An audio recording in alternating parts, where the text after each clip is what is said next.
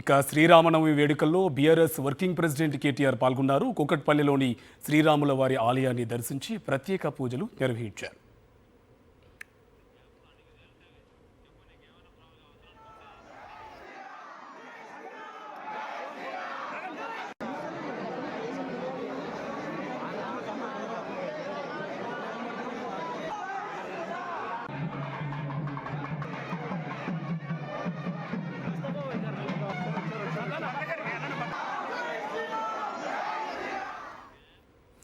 ఇక శ్రీరామనవమి వేడుకల్లో BRS working president KTR పాల్గొన్నారు. కూకట్పల్లిలోని శ్రీరాముల వారి ఆలయాన్ని దర్శించి ప్రత్యేక పూజలు నిర్వహించారు.